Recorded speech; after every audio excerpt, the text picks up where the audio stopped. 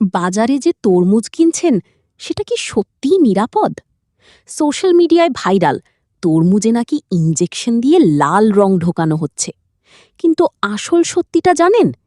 পুরো তরমুজে ইনজেকশন দিয়ে সমানভাবে রং ছড়ানো প্রায় অসম্ভব। তবে সাবধান, কিছু ক্ষেত্রে কেমিক্যাল বা কৃত্রিম রং ব্যবহার হতে পারে, যা শরীরের জন্য ক্ষতিকর হতে পারে। তাহলে কিভাবে বুঝবেন তরমুজ ভালো না খারাপ? এই 4টা টেস্ট মনে রাখুন। ১.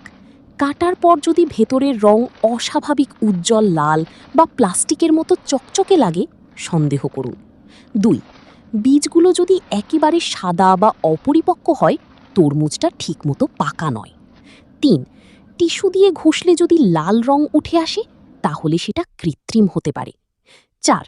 ভেতরে যদি খুব বেশি ফাঁপা বা শুকনো লাগে, তাহলে সেটি ভালো নয়। এবার জানুন কিভাবে ভালো তরমুজ চিনবেন। নিচে হলুদ দাগ থাকবে, মানে প্রাকৃতিকভাবে পেকেছে। টোকা দিলে ঢং ঢং ফাঁপা শব্দ হবে। ওজন বেশি লাগবে, মানে জুসি ও ফ্রেশ। বাইরের রং হবে ডার্ক সবুজ, বেশি চকচকে নয়। সচেতন থাকুন, কারণ স্বাস্থ্যই সবচেয়ে বড় সম্পদ। ভিডিওটা শেয়ার করুন, আরও মানুষকে সচেতন করুন।